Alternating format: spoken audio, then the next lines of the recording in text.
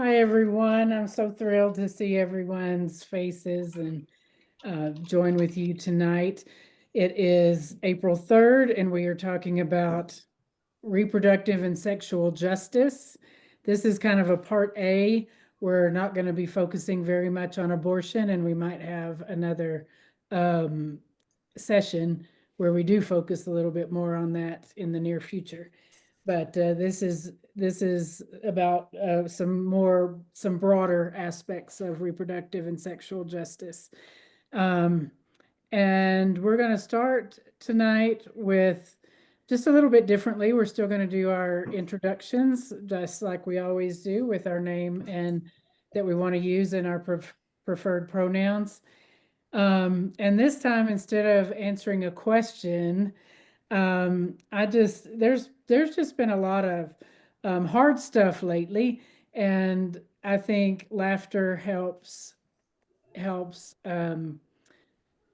alleviate a little bit of the pressure that we feel with everything that's going on. And so I want to start with after you introduce yourself, then I want you to just give us an example of a laugh, just as silly as possible, as different from other people as you can, just just a good laugh. So I'm Carol, she, her, and I'm going to go with ho, ho, ho, ho, ho, ho. Gregor? I'm Kreger, he, they.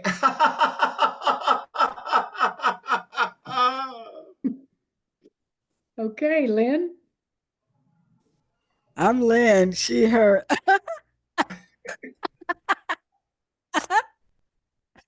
Oh, that's awesome. Craig? Craig, normally he, him pronouns, but any pronouns will do just fine for me. And I'll go with an anime evil woman laugh.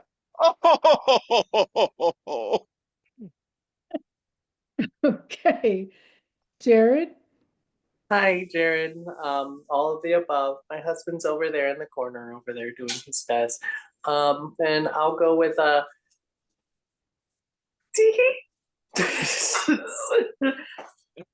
I love it. And does Leo want to add in? Nah. He busy right cooking. We got home a little late, so he gotta get his munchies on. Otherwise, you gonna get hangry, Leo. Okay, well, let's just take about just 15 to 30 seconds, and everybody do your laugh all at once.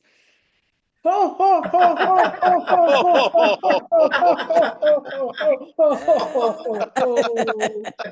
ho. Oh, perfect. I love it. Okay, that's a great way to start. We might have to do that more often. Okay. So reproductive and sexual justice. This topic was the source of a class that I took recently. It was given from my seminary, the Episcopal Divinity School, which is kind of experiencing a bit of a resurgence. The physical campus in Cambridge, Massachusetts was closed at the end of 2016, and to the consternation of a lot of us, and that was just again, and it was just against all the principles that we stand for, I think, and how it was done.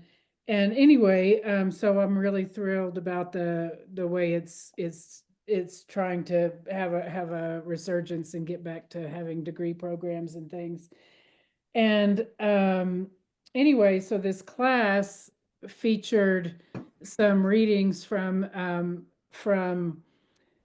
different people in the field, and including our teacher, Rebecca Todd Peters, also known as Toddy.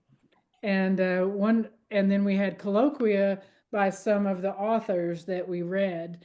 And so that was really cool to be able to put faces to some of these names and things like that.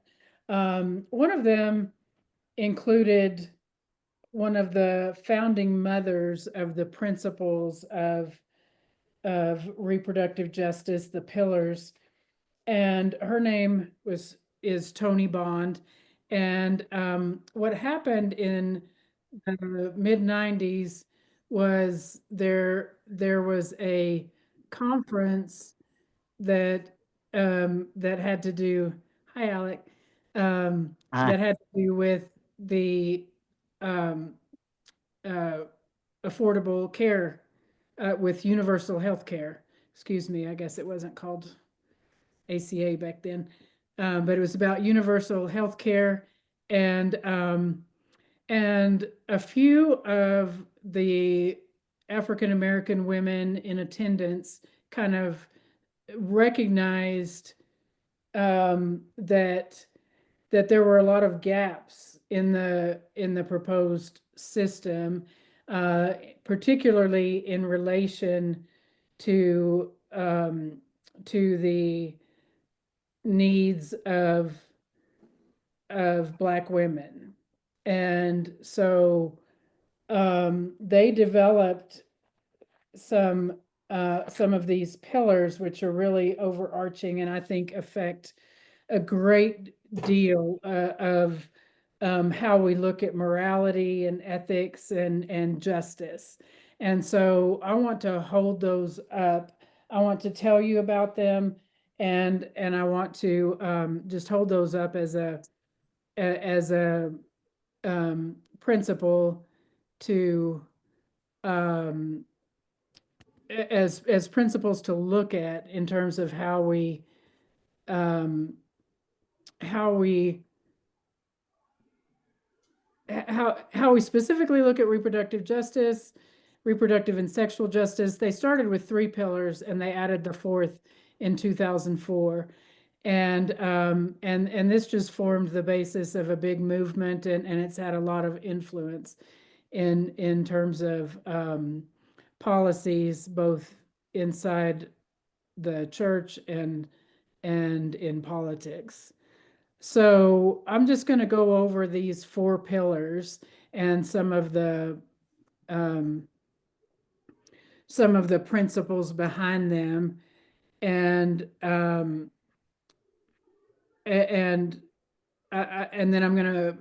we're going to have a discussion, and then I'm going to come back and talk about some of the conclusions that we can make from these. Number 1 involves the right to have a child. So it's just that is just as important as the right to decide not to have a child. Reproductive and sexual justice, known as RSJ, addresses the impact of structural racism and white supremacy that preclude women from having healthy pregnancies and good delivery outcomes, even and also infertility issues. It challenges the dominant cultural and social expectations about motherhood and parenthood that rely on heteronormative middle-class ideals of who should reproduce. And some of the background about that includes things. There are so many things that have been denied to women, particularly Black women, and there's been things like forced sterilization, and that also includes a lot of Latina and immigrant women, imprisoned women, women with mental or developmental disorders. And forced sterilization is just, you have women, reproductive capable people have the right to have a child. They and the right to make decisions about their birthing experiences and to get the support that they need. Black women in the US, regardless of socioeconomic status, still have the highest mortality rates, like 53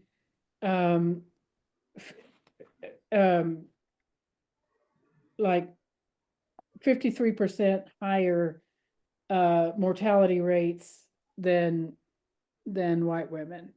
And that is just, I mean, that is just unacceptable. Those kind of things just don't just aren't right. And so that's why that's why we start there with the right to have a child. The second pillar is the right not to have a child. And just like the first pillar, this is much more comprehensive than just the right to have an abortion. It also means access to contraception free of force or coercion. It also connects pregnancy prevention to the prevention of HIV/AIDS and other sexually transmitted infections, and advocates, and of course does advocate for access to surgical and medical abortion as well, which we have seen.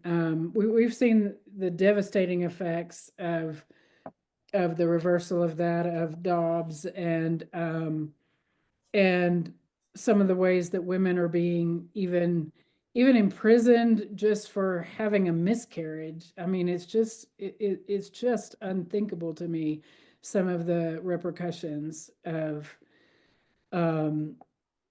these restrictions. It's always been very difficult for women on the margins to have the same access as other people. I'm talking about poor women, women of color, undocumented people, and the younger women or reproductive capable people. And I want to emphasize that I said I wasn't going to talk specifically as much about abortion tonight, but I think there's a dominant thinking that this doesn't affect the queer community as much as others, but the statistics show that out of, for example, women who identify as lesbian, have as many as 38% of those women have had an unwanted pregnancy. And the numbers are pretty staggering for trans men who have unwanted pregnancies. And of course, any marginalized group, including LGBTQ people, and especially if there's intersections with other with other marginalized issues, then just sexual trauma, hate crimes, rape, those things are just much more common. So I mean, having access to abortion affects our community quite a bit as well, as well as other aspects that we'll see in the other pillars. So the third pillar is the right to parent the child or children that one already has. This is, I think, much bigger than abortion, especially in marginalized communities. And that means that encompasses providing families with racial and economic support that they need so that families can do more than just survive, but thrive. So, I mean, this encompasses so many aspects of justice, like living wages, access to clean water, healthy food, and affordable housing, and living in areas that are free from environmental toxins. Back even prior to COVID, up to 15% of children in the United States lived in food insecure homes. And with everything that's going on right now, that number, I'm sure, will show a huge increase. So, there's just so much to think about in terms of reproductive justice. And the fourth pillar is important, I think, in terms of how we think about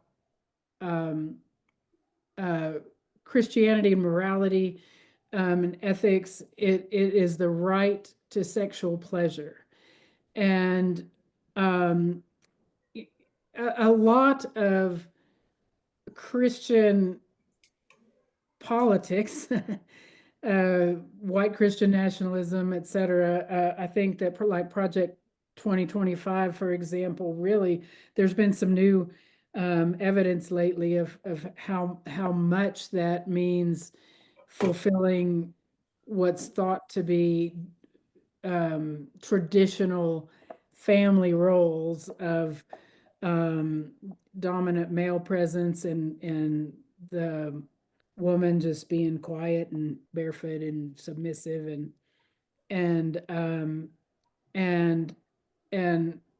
I think the justification behind restricting, for example, access to abortion has wrongly been placed on just thinking of what's traditionally thought of as sexual sins to be worse than almost anything else, and especially to have sex outside of a heteronormative marriage, and to have sex without it being for procreation. So RSG activists really expand this theory to include the right to sexual pleasure. Sister Song is a leading collective that helps talk about this. And this also, of course, includes the fluidity of sexuality and gender nonconformity. So this is a very, very direct impact on our communities. And I think it really speaks to how we think about personhood and the way that we are fashioned in God's image, the Imago Dei, and how we think about autonomy and self-determination, and the ability to consent. So I'm going to pause there and open it for discussion. Jared and Leo?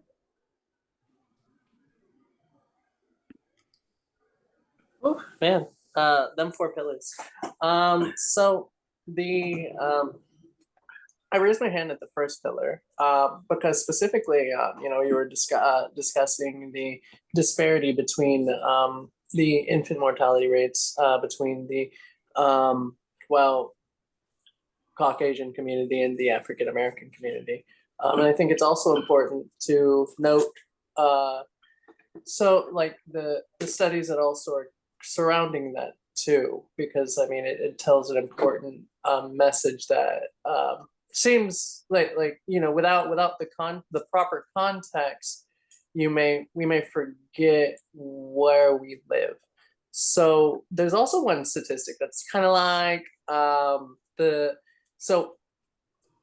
African American women are statistically more likely to experience literal death during the process of giving birth than Caucasian women, because especially when the doctor is white, specifically a white male, because there's this, and studies show that there's this underlying conception, that idea that Black women have a higher pain tolerance than Caucasian women, and oftentimes, they're more the doctor is more likely to actually think that the person is fine and not even offer, the right services to reduce the pain, simply because of this,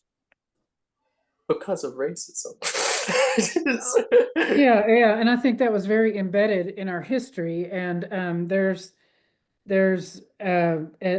an OB-GYN named Sims who I'm going to try to look for a picture of some of the statues, but his statue was taken down not too long ago and replaced by some beautiful statues of the women he tortured, essentially. And he's the one who first said that Black women have a much less, they experience pain much less. And so he did all these things to women, including forced sterilizations in these public operating theaters. Um, and, and I mean, it's just atrocious. And I mean, there's just no excuse for it. But uh, there's been some recognition of that lately, and I thank you for bringing that to the attention. And it really is, irrespective of social status or anything like that. And was it Venus Williams or Serena? I think it was Venus, who spoke very publicly about that after giving birth. I mean, somebody that, Serena. It was Serena. okay, Serena. Yeah, that it's just, it's unacceptable, and it needs to change. Mhm. Oh yeah, and the statistic is 2 years old, so it's actually incredibly recent. That's the most important information there. We're Yes, not- and I think one of the things that's becoming clear as one of the things that's happening in these information erasures is that a lot of the medical data that that has been collected, some of the medical groups that I was part of were very active in trying to make sure that we were collecting the kind of data that could see what we needed to do to change some of these statistics. And much of that data is just being erased from the federal data banks. And so it's just really important. That's just one of the important things that we have to try to hang on to, so that history is not erased and not repeated. But that seems like an uphill battle.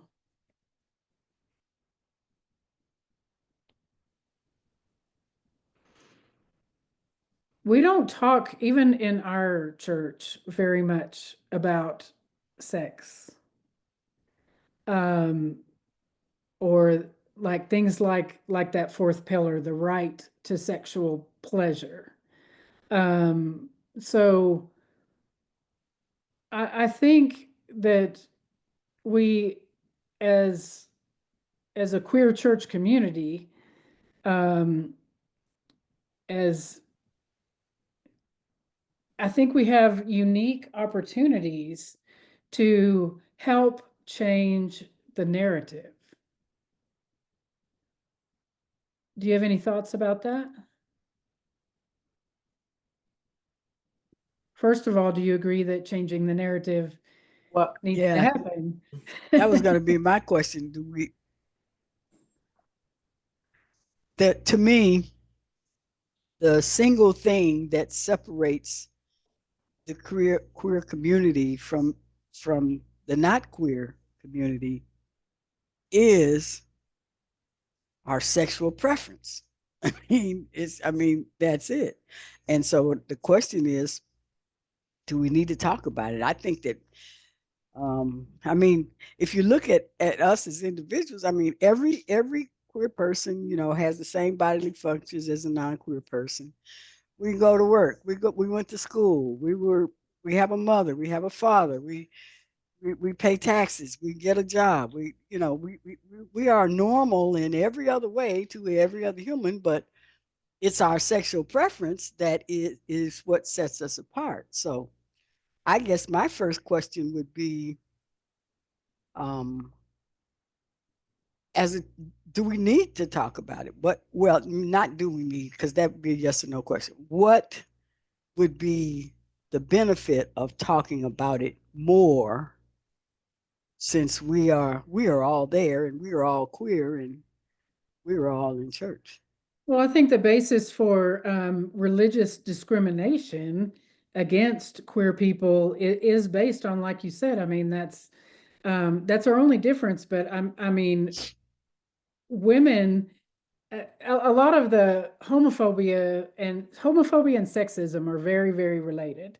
Um, and it's it's maybe I don't need to start there.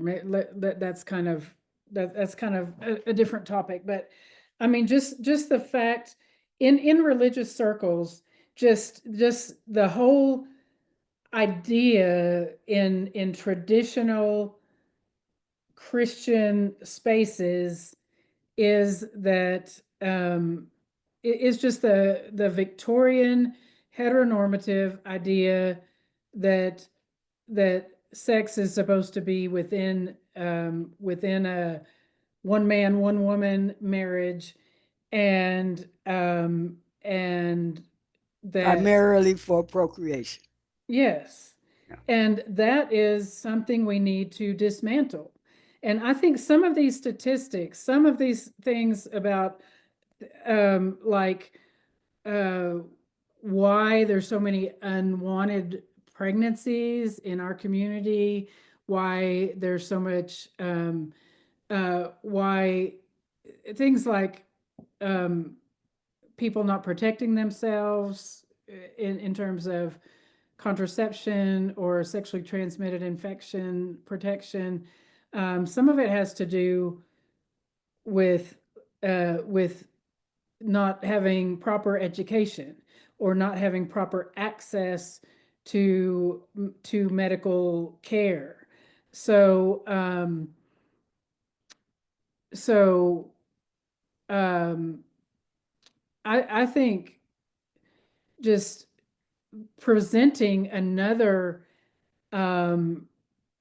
another viewpoint that says we are created in God's image and sexuality is part of our humanity. It's a huge part of our humanity. It is how God created us to relate to each other, to be in to be we're created to be relational beings, and and God created so many different genders and so many ways of relating to each other sexually. I think it's imperative that we change the narrative away um, from you know, God says X is a sin or whatever. Craig? Yeah, I do agree, and I do think it is important, um, kind of for the reasons that you've you've said. Um, but also I think, framing things in the context of the church, I would say, I think it is important to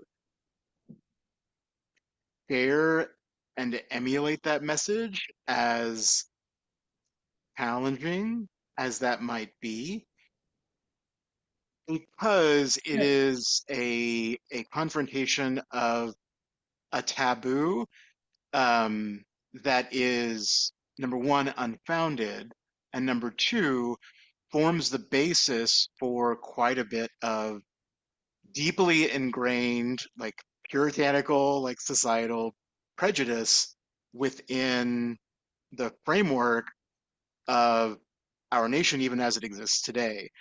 And so showing those kinds of expression and I don't mean showing in like a pornographic way, but like illustrating that, you know, desire for that type of fulfillment across the gender binary into the gender spectrum, and you know, in the many ways that it can materialize. The visibility that that brings can, I think, help to break down some of those walls. Um, if we look at those who are, I think, the most puritanical and the most conservative, it's going to come from the right. And you know, what do we always like hear about? Republican National Convention, grinders blowing up everywhere. The call is coming from inside the house, kind of thing, you know. Um, so I do think that it is. It's so hard to express because to me it's like both one of the most important and one of the least important things. I think it's the least important because it's behind closed doors, like people let people do what they want to do, but also bringing light to it can help to, at least in some small part, combat or shed some of that stigma um, that helps to break down some of that societal barrier. So that's kind of where I approach that subject. I don't know if I really expressed that with any degree of competency, but those are kind of my thoughts there. Yes, I think you did. And I think one of the things that, um, like, for example, I've had this ongoing discussion with my Methodist uh, preacher brother who, you know, I need to speak out more about.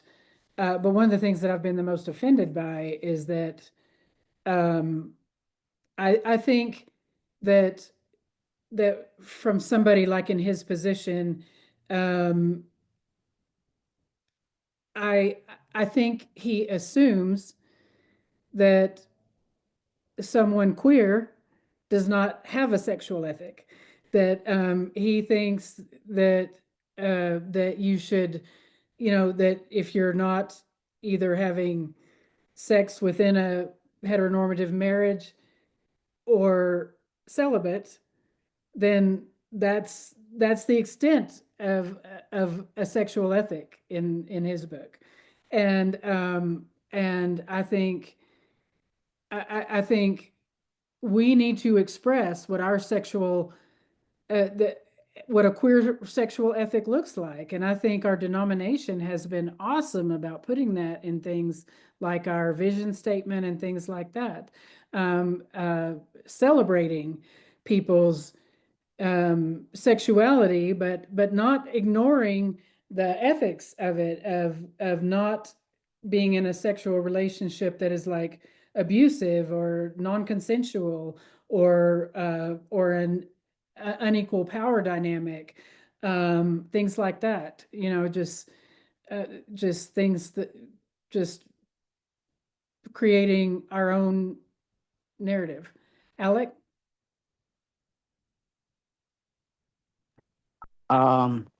I know one reason that trans men's numbers are pretty bad is because of lack of education. Like, for example, there's a myth that once you're on testosterone, you cannot get pregnant. Correct. And that's just not true. So a lot of, I mean, outside of like sexual abuse that I've seen happen a lot between trans men and other LGBT people. There's a lot of sexual abuse there that gets swept under the rug. And I don't know, like, I mean, I've come to the point where I just kind of believe that people don't care about trans men in general. Because like whenever we try to come forward with our problems, we're dismissed, whether it's by shoving the word privilege in our faces that we're so privileged, or um, it's allegedly taking away space from somebody else, like trans women, for example. So, I mean, I don't expect anybody to really give a shit about us outside of trans masculine spaces. So, I don't want to go on any more of a rant than that. But yeah, there's a lot of things around trans men that get unaddressed because I think people just don't care. Thank you for bringing this up, Alec, and those are very sad words. The moderator of MCC, Cecilia Eggleston, just recently posted about the way that she wants our denomination to show more support.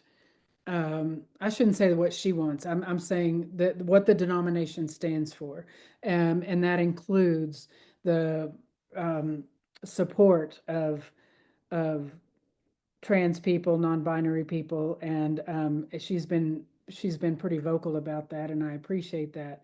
And I wish you felt more love, particularly from our church community, and that is certainly something we, as an MCC church, are in a great position to do. And that's one of the things that I mean the next question we think about is what can we do about some of these things. And one of the things that churches are supposed to be good at is building community and supporting its individual members. And there are and there are certainly role models. There are trans men on our denomination's board of elders, for example, and quite a few leaders in pastoral care. And I think the rest of us need to really step up and be the allies we're called to be.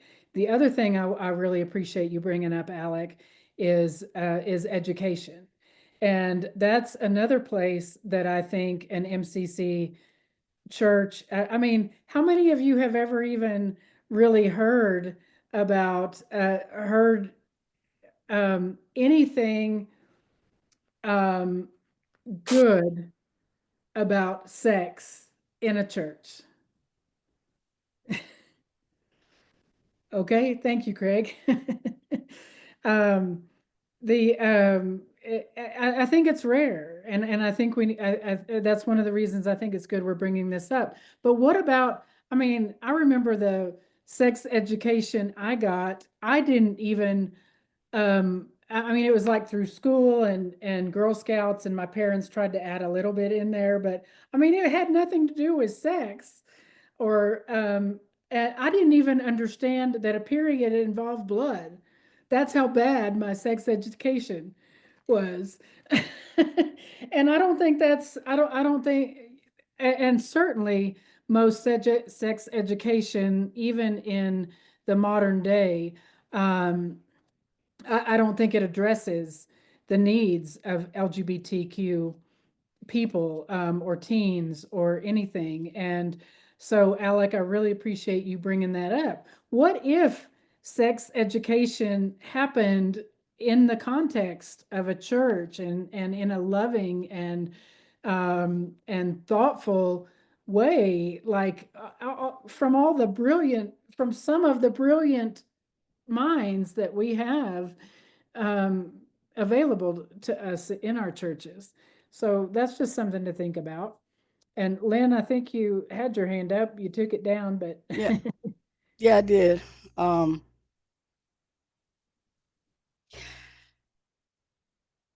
So I speak from a place of ancestors, enslaved people who never had bodily autonomy, whose women were regularly sexually assaulted and forced to have children, whether they wanted to or not, and whose men were always thought of as uh, lusting after their women. So, and this is as recent as Emmett Till, who was accused of whistling at a white woman and was murdered for that accusation. So, as an African American, my position about my sexuality, and it also could be generational. One, I have never felt less than because I have never believed that my sexual preference was anybody's business except my own. And I think is how I've been able to be successful in corporate America and in education, and whatever my chosen job was at the time. My personal life has always been separate from my professional life, and that was out of necessity. Because as you guys know, I come, before you young people were able to say, I'm gay and I'm proud. Um, I grew up in a different era, a different world where your sex life was not discussed, and so that too is a part of, I guess, how I see. Now, don't get me wrong. I love pride parades. I've attended them, and um, I have no problem, take no issue with people who are proud, who are queer and proud, and don't hide that, and have come out of the closet. I love it. But that's not true for some of the people in my generation, and we are all lesbian. There's a large number of us, but Black and lesbian is totally different from lesbian because of the history of our people, and sexuality. Yes, yes. Thank you for bringing up that intersectionality, and I think that's really important to say. I also just want to highlight what you said about slavery and what a horrible generational impact that has. I think I can't remember where I first heard this said, but if you control a person's sex, that means you're controlling their body. And controlling someone's body, there's one word for that, and that is slavery. That that that's just the definition. So I just wanted to highlight what you're bringing up there. And one thing I heard in a grief group is it was about generational trauma. And just as there is generational trauma and generational scars, there is a lot of belief, particularly among like shamanic type practitioners, that generational healing can happen too. Even I think that God is that big that that that we can help not erase history in any sort of way, but help by bringing that history forward and help making it better for the present and the future. Leo and Jared? Yeah, so I think that I don't know if schools still teach sex ed or anything like that. But to Alex's point, yeah, I think it's important for us to educate the heterosexual community along with the LGBTQ plus community. And I tell you this because I talk to my brother every Friday night, right? I make it a point to call him every Friday. And he's heterosexual, of course. and he's never asked us, right, about our relationship and about just certain things. But he brought it up, and he said, I had asked some couples at work how they make the relationship work. And then I told him, I was like, well, how come you haven't asked us? Do you think we're that different? Honestly, I think that he didn't feel comfortable. But I'm like, no, we go through the same things that a heterosexual couple goes through. I was like, you love cuddling, right? I was like, my husband loves cuddling all the time, 24/7. I'm, I'm like, you have problems in your relationship? We have problems in a relationship, And I was like, it's the same concept. Just because we're gay does not change a thing. Well, the pregnancy scares. Well, the pregnancy, yes, but other than that, yeah. But I think it's more about education, and I felt that he learned a lot when we had that conversation, because now he's more open to asking questions like, hey, what can I do in my relationship for this, and this? And he's noticed that, yeah, we're not so different. Yeah. That's beautiful. Mm-hmm. Some added pressures Yeah. on your, yeah.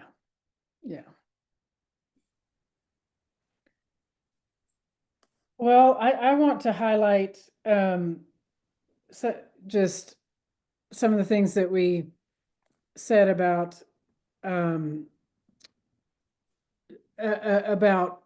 what I think being created in God's image helps us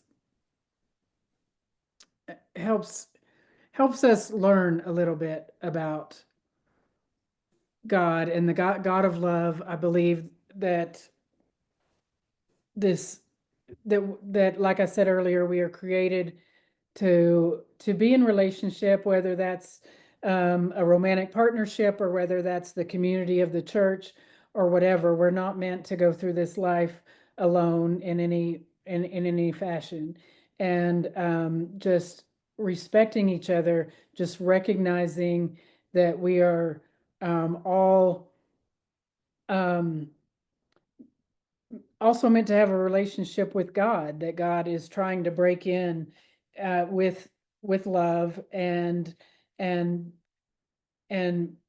be with us and be supportive of us, and God is not there to be condemning. God is there to just walk with us through difficult times.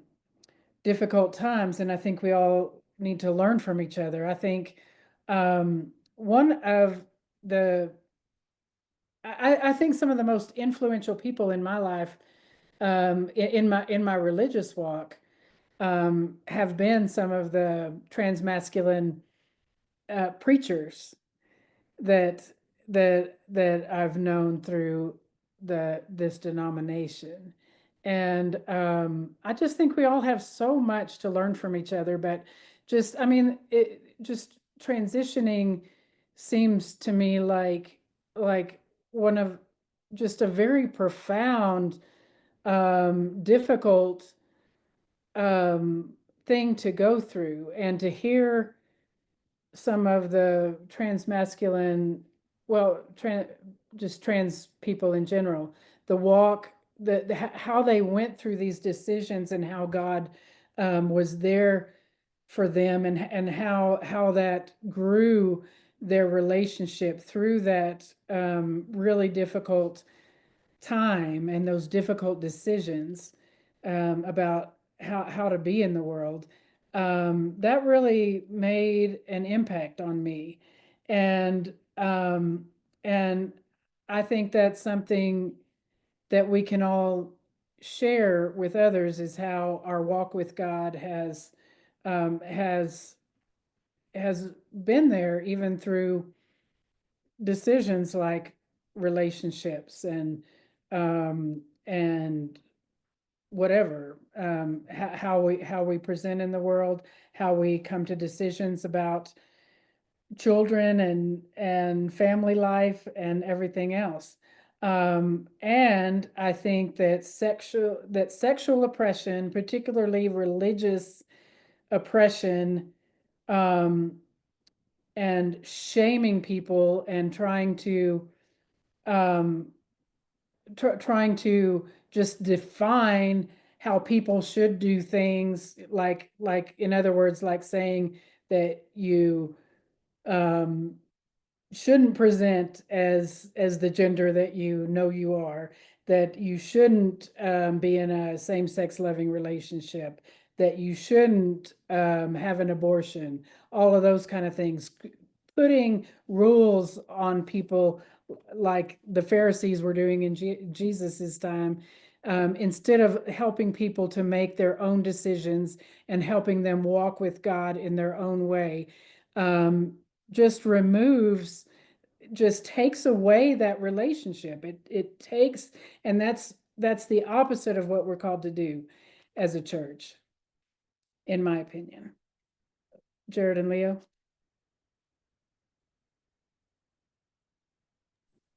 I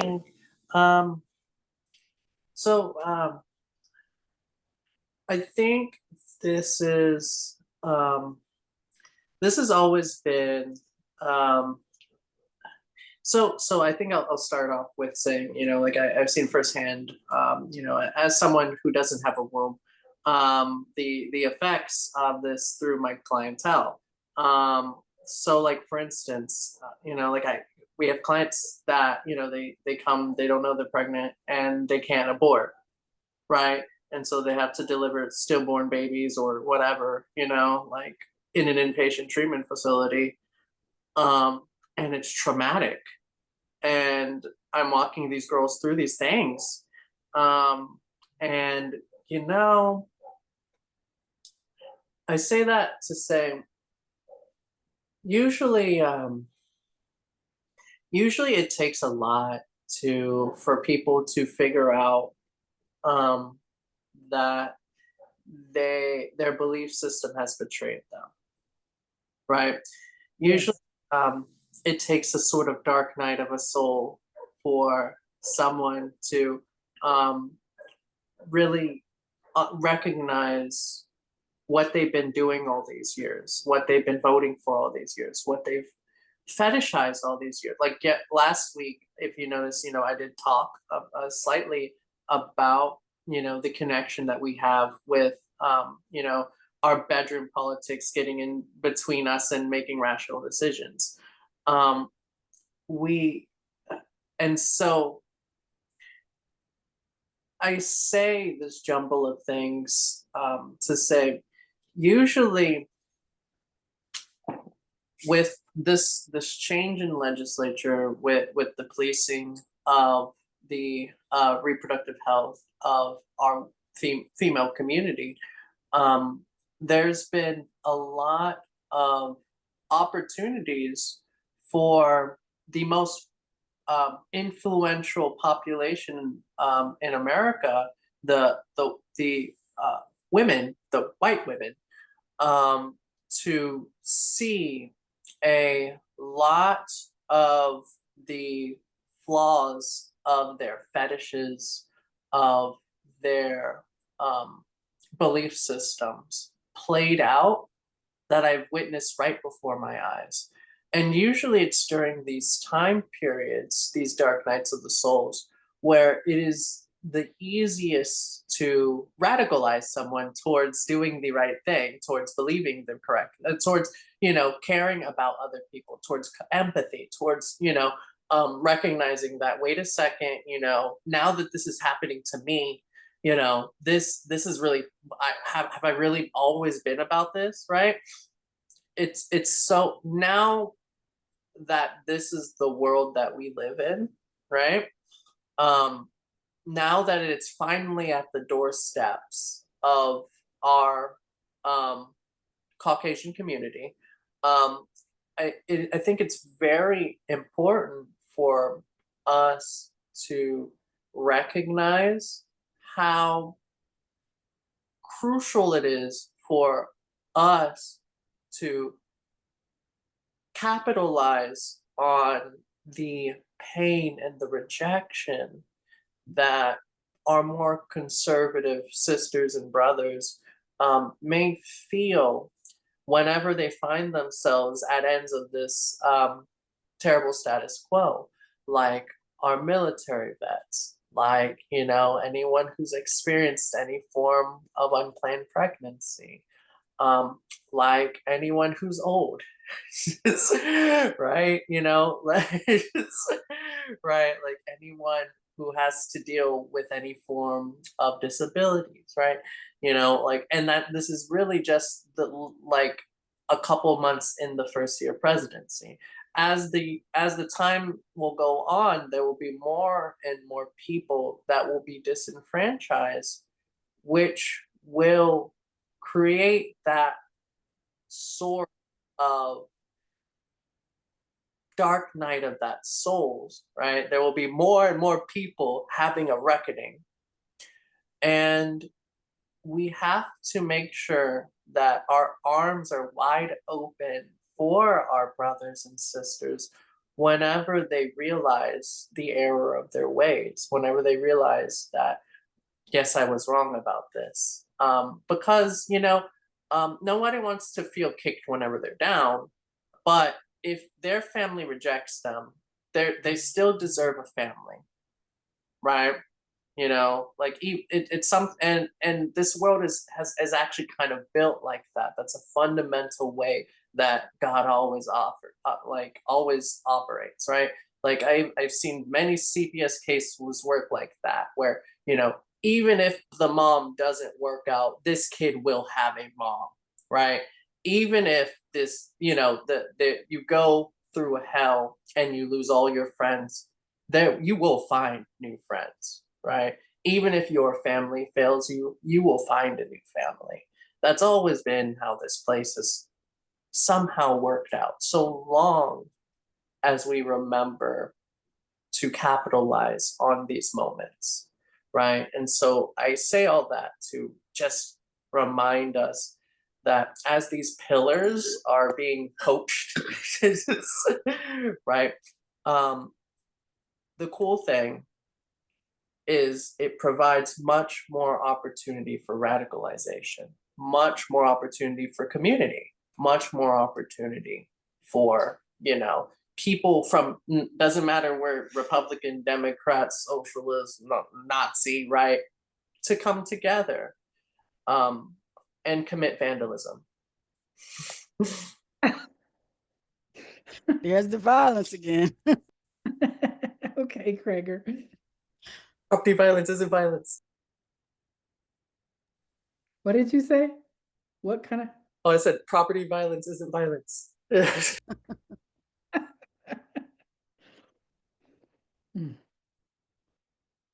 Krager. I was just going to say that I resonate with the pillar of the right to not have a child. As a young Catholic boy growing up, I don't know how many times I was told I had to grow up and get married and have babies. And years later, after I married my husband and we became registered babysitters for the state of Texas, which is like, you know, all the testing and all that stuff. And then we actually had some foster kids in our care. It was after a couple of experiences with that that I understood that I was not meant to be a parent. So I'm really down with the right not to have a child out of all these pillars. And plus, I'm past my fertile years now. So